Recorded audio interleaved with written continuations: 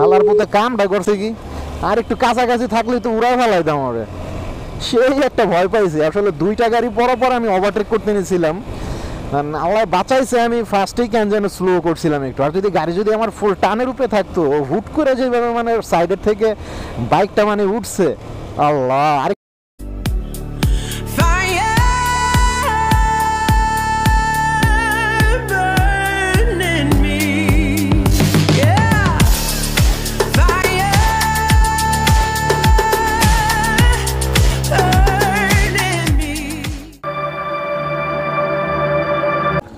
তো আমরা এখানে ছোট্ট একটা চায়ের ব্রেক নিয়ে ফেলছিলাম, চাটা খাওয়া শেষ। বৃষ্টিতে সবাই একবারে ভিজে চুপচুপা হয়ে গেছে একবারে। তামিম ভাই তো পুরা সারা রাস্তা তার বডিটা দেখায় বাইক রাইড করছে সেন্টু গেঞ্জি পইরা। সো এখন আমরা ব্যাক করতেছি, কারণ অনেক ঠান্ডা লাগতেছে আর বাইরে বেশিক্ষণ থাকাটা ঠিক হবে না। আর তামিম ভাইকে হচ্ছে এখান থেকে বিদায় দিয়ে দিব, উনি হচ্ছে শিমুলতলির দিকে যাবে আর আমরা হচ্ছে যাব জয়দেবপুর বাস স্ট্যান্ডের দিকে। সো এই আর কি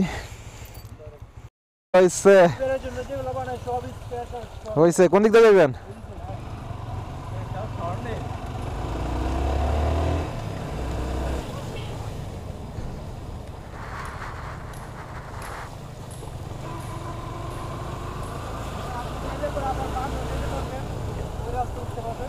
বুঝতে পারছি।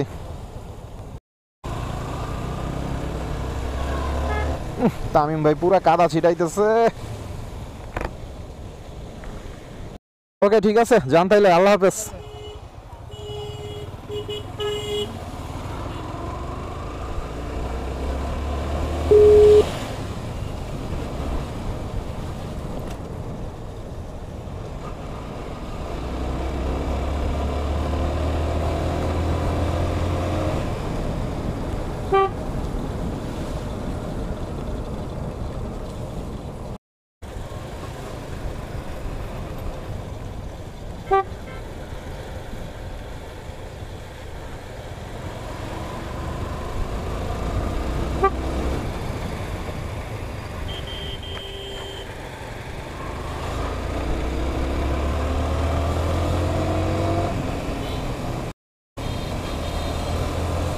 হালার পথে কামটা করছে।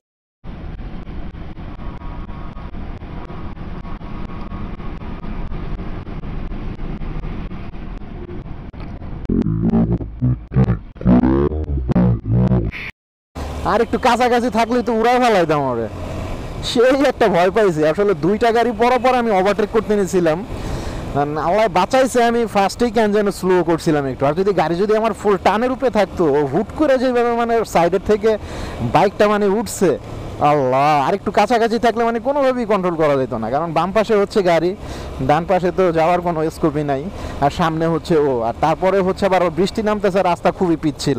আল্লাহ বাঁচাইছে, মানে গাড়িটা মানে টান দিতে যে আমি কেন যেন দেই নাই, মানে না দিয়ে আর কি পুরা বাঁচছি আমি আর কি, চরম বাঁচা পাচ্ছি।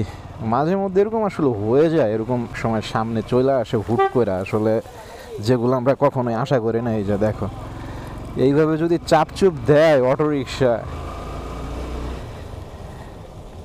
মোড়ের মধ্যে আইসা ইউটার্ন নিবে, সেই জায়গায় দুইজন গল্প করতে করতে মানে অটো চালাইতেছে। রাস্তা জায়গায় কতটুক, সামনে একটা ছিল, পিছন থেকে হুট করে টান দিয়ে আইসা একটা চাপ দিছে। আবার বাম পাশে তো আমার অটোরিকশা একটা আছেই।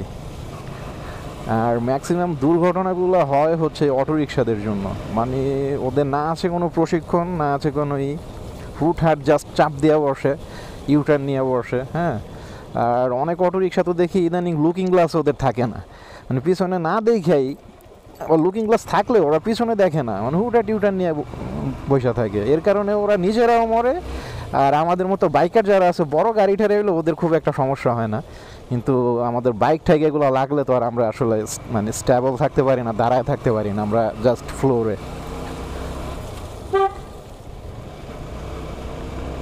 না আস্তে ধীরে যাই, আজকে কেন যেন সামনে মানে আপদ বিপদ বেশি চাইপা আসতেছে আর কি।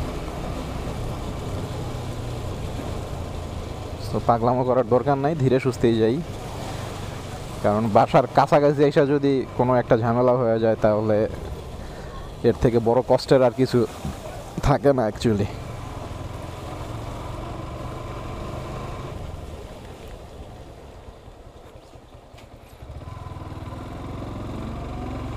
হ্যাঁ হ্যাঁ, বাসার সামনে তো আবার নদী জমে আছে, এ তো আরেক ঝামেলা। যে বৃষ্টি নামছে, কি যে একটা ঝামেলার মধ্যে আছি। একটু বৃষ্টি নামলেই বাসার সামনে পানি ঠানি জমা, খুব ভয় লাগে মানে। কারণ একটু যদি কোনো রকম গাড়িটা ইমব্যালেন্স হয়ে কাইত হয়ে পড়ে, তাইলে এই অবস্থা খারাপ।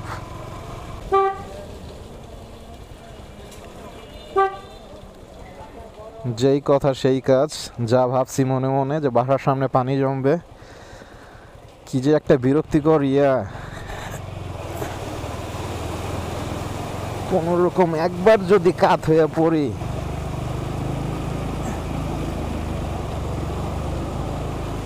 তাহলে আর উদ্ধার নাই। খুবই রিস্কের মধ্যে আসলাম।